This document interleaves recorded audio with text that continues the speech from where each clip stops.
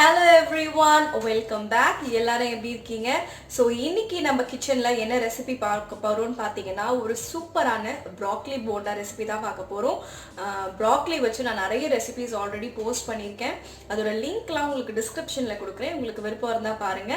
So இது வந்து ரொம்ப ரொம்ப டேஸ்டியான ஒரு ரெசிபி. சீரியஸ்லி ஒரு பர்ஃபெக்டான ஒரு ஸ்நாக்கு. கிட்ஸ்லேருந்து பெரியவங்க வரைக்கும் எல்லாருக்குமே நீங்கள் செஞ்சு அசத்தலாம். ப்ராக்லி மட்டும்தான் நீங்கள் வெளியில் வாங்குற மாதிரி இருக்கும். மற்றபடி எல்லாமே பார்த்தீங்கன்னா நம்ம வீட்டில் ரெகுலராக யூஸ் பண்ணுற பொருட்களை வச்சு தான் செய்ய போகிறோம். இந்த சிம்பிளான ப்ராக்லி போண்டா எப்படி செய்யறதுன்னு பார்ப்போம். ஃபஸ்ட்டு நல்ல ஒரு அகலமான மிக்சிங் பவுலில் வேக வச்ச உருளைக்கிழங்கு சேர்த்துக்கோங்க.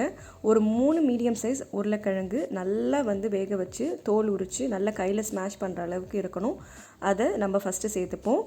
அதுக்கப்புறமா நமக்கு காரத்துக்கு 2 பச்சை மிளகாவும் அதுக்கப்புறம் நல்லா ஃப்ளேவருக்கு ஒரே ஒரு டீஸ்பூன் ஜீரகமும் சேர்த்துப்போம். பச்சை மிளகாய் நல்லா சின்ன சின்னதாக கட் பண்ணிங்க தான் நல்லாயிருக்கும். அதுக்கப்புறமா ஒரே ஒரு மீடியம் சைஸ் வெங்காயத்தையும் நல்லா ஃபைனாக சாப் பண்ணி சேர்த்துக்கோங்க. அதுக்கப்புறம் ப்ராக்லி நீங்கள் ஒன்று தண்ணி ஊற்றாமல் மிக்சியில் அரைச்சிக்கலாம். அப்படி இல்லைன்னா நல்லா பொடியாக கட் பண்ணிக்கலாம். ஸோ அதையும் நம்ம சேர்த்துப்போம். இது ஒரு மீடியம் சைஸ் ப்ராக்லியை பாதி தான் நான் யூஸ் பண்ணியிருக்கேன்.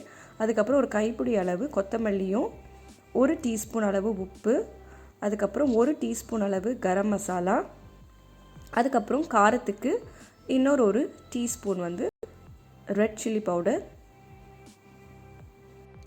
இப்போது இதை எல்லாத்தையும் நல்லா ஈக்குவலாக கையில் நம்ம மிக்ஸ் பண்ணிக்க போகிறோம். ஸோ நல்லா ஸ்மாஷ் பண்ணி மிக்ஸ் பண்ணியாச்சு. இப்போ இதை சின்ன சின்ன பால்ஸாக நம்ம உருட்டிக்கலாம். ஹேண்ட்ஸ் வாஷ் பண்ணிவிட்டு அதுக்கப்புறமா பண்ணுங்கள். இல்லைனா ரொம்ப மெஸ்ஸி ஆகிடும், உருண்டை பிடிக்கிறதுக்கு சரியாக வராது. ஸோ நல்லா மசாலாஸை மிக்ஸ் பண்ணிவிட்டு இந்த மாதிரி ஒரு மீடியம் சைஸ் குட்டி குட்டி பால்ஸாக நம்ம கையில் பிடிச்சி எடுத்துப்போம். ஸோ ரொம்ப ரொம்ப ஒரு ஈஸியான ஒரு ஃபேண்டாஸ்டிக்கான ரெசிபி. ப்ராக்லி அண்ட் பொட்டேட்டோ இருந்துச்சுன்னா கண்டிப்பாக இதை ட்ரை பண்ணி பாருங்கள். ஈவினிங் ஸ்நாக்குக்கு ரொம்ப ரொம்ப பர்ஃபெக்டாக இருக்கும். கிட்ஸுக்கு நீங்கள் ப்ராக்லி போட்டிருக்கீங்கன்னே தெரியாது. நெக்ஸ்ட்டு நம்ம போண்டாஸை ஃப்ரை பண்ணுறதுக்கு பேட்டர் ரெடி பண்ணிப்போம். அதுக்கு ஒரு குட்டி மிக்சிங் பவுலில் 6 டேபிள் ஸ்பூன் அளவு கடலை மாவு சேர்த்துக்கோங்க. பொதுவாக பஜ்ஜி போண்டாக்கெலாம் பார்த்திங்கன்னா இந்த கடலை மாவு பேட்டர் தான் நல்லா டேஸ்டியும் கிறிஸ்பும் நமக்கு கிடைக்கும். அடுத்து நம்ம அரிசி மாவு சேர்த்துப்போம். ஒரு 3 டேபிள் ஸ்பூன் அளவு ரைஸ் ஃப்ளார் சேர்த்துக்கோங்க. அப்போ தான் நல்லா முறுமுறுப்பாக இருக்கும். அதுக்கடுத்து நம்ம பேட்டருக்கு தேவையான அளவு உப்பு, நான் இங்கே ஒரு 3/4 டீஸ்பூன் அளவு உப்பு சேர்க்குறேன். அதுக்கப்புறமா கொஞ்சமாக ஒரு பிஞ்ச் பேக்கிங் சோடா, அப்போ தான் நல்லா பஃபியாக இருக்கும். அதுக்கப்புறம் கொஞ்சமாக பெருங்காயம், நல்ல டேஸ்ட்டும் வாசனையும் இருக்கும். அதுக்கப்புறம் கலருக்காக ஜஸ்ட் ஒரு 2 பிஞ்சு மஞ்சள் தூளும் காரத்துக்கு ஒரு டீஸ்பூன் மிளகாய் தூளும் சேர்த்து ஃபஸ்ட்டு இதை எல்லாத்தையும் ஒரு சின்ன ஸ்பூனோ இல்லை விஸ்கோ வச்சு நல்லா கம்பைன் பண்ணி விட்டுக்கோங்க. ஈக்குவலாக எல்லாம் மிக்ஸ் பண்ணிக்கலாம், லம்ப்ஸ் இருக்காமல். எல்லாத்தையும் நல்லா கம்பைன் பண்ணிட்ட பிறகு நம்ம கொஞ்சம் கொஞ்சமாக தண்ணி சேர்த்து நல்லா ஒரு திக் பேட்டராக மிக்ஸ் பண்ணிக்கோங்க. ரொம்ப வாட்டரியாக, அதாவது ரொம்ப தண்ணியாக மாவு இருந்துச்சுன்னா உங்களுக்கு அந்த போண்டாஸ் உருளைக்கிழங்கு ஸ்டஃபிங் மாவில் ஒட்டாது. ஃப்ரை பண்ணும்போது உங்களுக்கு அது ஒரு போண்டா மாதிரியே இருக்காது, வெறும் மசாலாஸ் மட்டுமே சாப்பிட்ற மாதிரி இருக்கும். பேட்டர் திக்காக இருந்தால் தான் உங்களுக்கு டிப் பண்ணி ஃப்ரை பண்ணுறதுக்கும் ஈஸியாக இருக்கும். அது மட்டும் இல்லாமல் அந்த பேட்டரோடு நம்ம மசாலா உள்ளே இருக்க மசாலா சாப்பிடும்பொழுது டேஸ்டியாக இருக்கும். நம்ம ஸ்டஃபிங்கும் பேட்டரும் ரெடி ஆயிடுச்சு. இப்போ பொரிக்க ஆரம்பிச்சிருவோம். ஒரு வானலில் எண்ணெய் நல்லா சூடு பண்ணி வச்சுருக்கேன். ஸோ சூடு நல்லா ஹீட்டான பிறகு மீடியம் ஹீட்டில் வச்சுருங்க. அதுக்கப்புறமா நம்மளோட போண்டாஸ் ஒன்றா நம்ம பொட்டேட்டோ அந்த பால்ஸ் எடுத்து நம்ம கடலை மாவு பேட்டரில் டிப் பண்ணி நம்ம ஒன்றா ஃப்ரை பண்ணிப்போம். ஸோ ரொம்ப ஹை ஹீட்டில் வச்சிட்டிங்கன்னா சீக்கிரமாக தீஞ்சிரும். அது மட்டும் இல்லாமல் உள்ளே நம்ம ப்ராக்லி ராவாக தான் போட்டிருக்கோம். ஸோ அதுவும் கொஞ்சம் ஒரு 50% வேகணும். அதனால் மீடியம் ஹீட்டில் பண்ணுங்கள்.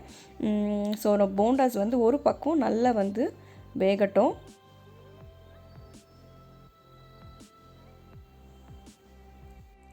ஸோ இப்போ பார்த்தீங்கன்னா போண்டாஸ் ஒரு பக்கம் நல்லா வெந்துடுச்சு. இப்போ மெதுவாக இன்னொரு பக்கமும் திருப்பி விட்டுக்கலாம். ஸோ மீடியம் ஹீட்டில் குக் பண்ணிங்கன்னா தான் உங்களுக்கு தீயாது, அந்த கலர் நல்லா மெயின்டைன் ஆகும். அது மட்டும் இல்லாமல் உள்ளே இருக்க அந்த மசாலா வந்து நம்ம கடலை மாவு பேட்டரோட நல்லா வந்து சேரும்.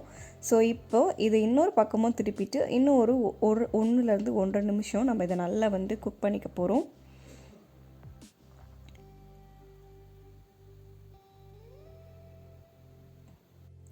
அவ்வளோதான், நல்லா வந்து வெளியில் மொறுமொறுப்பாகவும் உள்ளே சாஃப்டாக இருக்க பொட்டேட்டோ அண்ட் ப்ராக்லி ஸ்டஃபிங்கோட நம்ம டேஸ்டியான ப்ராக்லி போண்டா ரெடி ஆயிடுச்சு.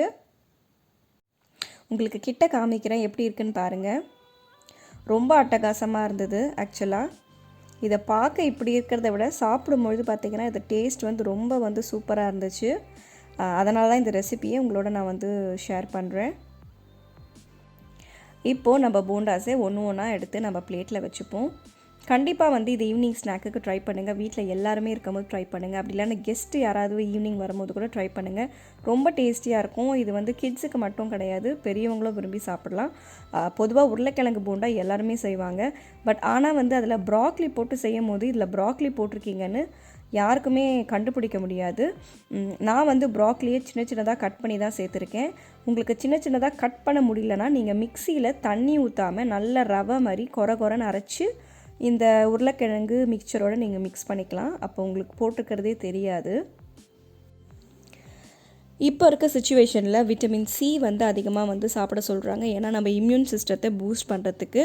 ப்ராக்லியில் பார்த்திங்கன்னா விட்டமின் சி, விட்டமின் கே, அது மட்டும் இல்லாமல் நிறைய மினரல்ஸ் வந்து அதிகமாக இருக்குது. விட்டமின் சி வந்து நம்ம இம்யூன் சிஸ்டத்தை பூஸ்ட் பண்ணும். அது மட்டும் இல்லாமல் ப்ராக்லி வந்து நம்மளோட போன்ஸுக்கும் ஸ்கின்னுக்கும் ரொம்ப நல்லது.